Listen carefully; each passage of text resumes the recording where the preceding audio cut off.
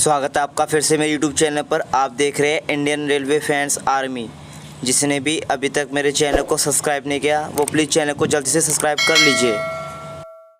जान दे देंगे इसके लिए, क्या बात कर रहे हो आप। दोस्तों आज का जो हमारा टॉपिक होने वाला है नेशनल थर्मल पावर कॉर्पोरेशन में यानी कि एनटीपीसी के ऊपर होने वाला है। तो चलिए दोस्तों देरी न करते हुए आगे बढ़ते हैं। NTPC limited executive recruitment 2022 national thermal power corporation में एग्जीक्यूटिव पदों पर वैकेंसी निकली। एनटीपीसी में विभिन्न पदों में वैकेंसी। विभाग का नाम एनटीपीसी। रिक्त पदों की संख्या कुल 23 पदे।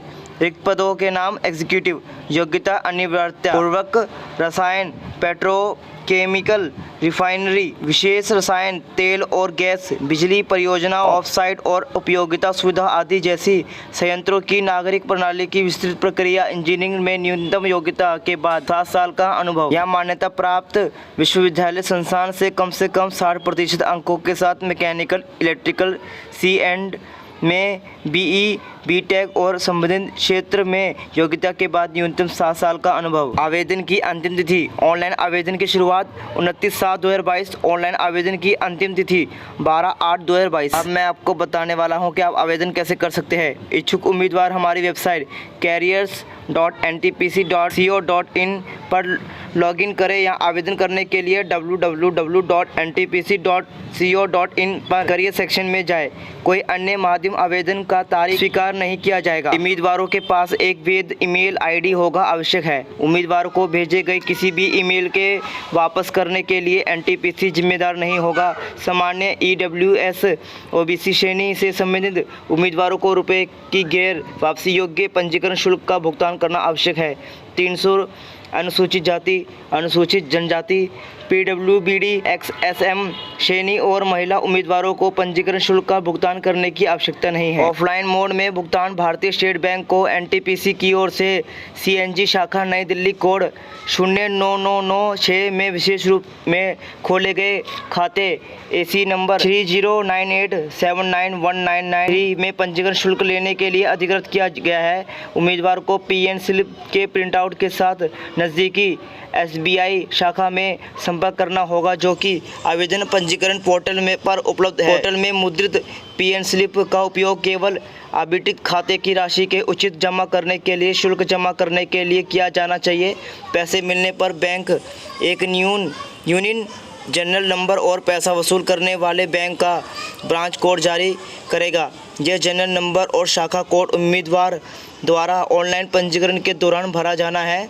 यदि कोई उम्मीदवार गलत खाते में शुल्क जमा करता है तो एनटीपीसी जिम्मेदार नहीं होगा। ऑनलाइन मोड में भुगतान। उम्मीदवारों के पास ऑनलाइन शुल्क का भुगतान करने का विकल्प भी है। नेट बैंकिंग के माध्यम से डेबिट कार्ड, केवल रुपए debit card, credit card, online भुगतान का विकल्प उपलब्ध होगा। अब मैं आपको बताने वाला हूं आवश्यक डॉक्यूमेंट्स, दस्तावेज यदि जरूरी है।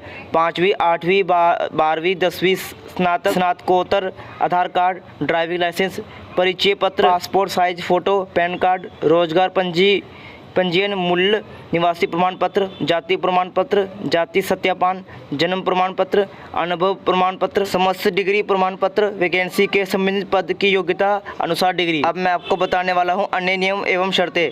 सामान्य परिस्थितियां। केवल भारतीय नागरिक ही आवेदन करने के पात्र है। सभी योग्यताएं भारत में मान्यता प्राप्त और अनुमोदित विश्वविद्यालय संस्थान से होनी चाहिए जहाँ ऐसी श्रेणी के लिए रिक्त पद की पहचान की गई है। जहाँ अनुसूचित जनजाति और पीडब्ल्यूबीडी उम्मीदवार परीक्षा में उत्तीर्ण अंकों के साथ पद के लिए आवेदन करने के लिए पात्र है। इस तरह की श्रेणी के लिए ऊपरी आयु सीमा में SC/ST उम्मीदवार के लिए 5 साल, OBC उम्मीदवार के लिए 3 साल, PWBD उम्मीदवार के लिए 10 साल की छूट दी गई है। 1/1/80 से 31/12/79 की अवधि के दौरान जम्मू और कश्मीर राज्य से सामान्य रूप से रहने वाले उम्मीदवार के लिए 5 वर्ष की आयु में छूट। भूतपूर्व सैनिक के सरकार के अनुसार आयु में छूट। दिशा निर्देश। साक्षात्कार के लिए बुलाए जाने वाले उम्मीदवार की संख्या में सीमित करने के लिए यदि आवश्यक हो तो प्रबंधक के पास ऑनलाइन स्क्रीनिंग, शॉर्टलिस्टिंग, चयन परीक्षा आयोजित करने या न्यूनतम बढ़ाने का आधिकारिक सुरक्षित है। पात्रता मानक मानदंड।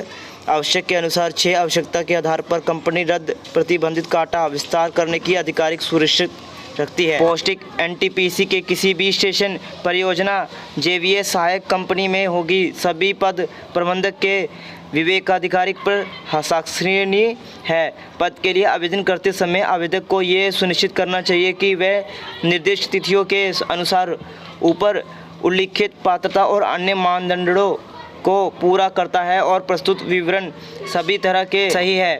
यदि भर्ती के किसी भी चरण में ये पता चलता है कि कोई उम्मीदवार पात्रता मानदंडों को पूरा नहीं करता है और या उसने कोई गलत झूठी जानकारी दी है तो किसी महत्वपूर्ण तथ्य की छुपाया है तो उसकी उम्मीदवार रद्द ही मान्य हो जाएगी। यदि उपरोक्त में से कोई भी कमी नियुक्ति के बाद भी पाई जाती है तो उसकी सेवा बिना किसी सूचना के समाप्त की जा सकती है।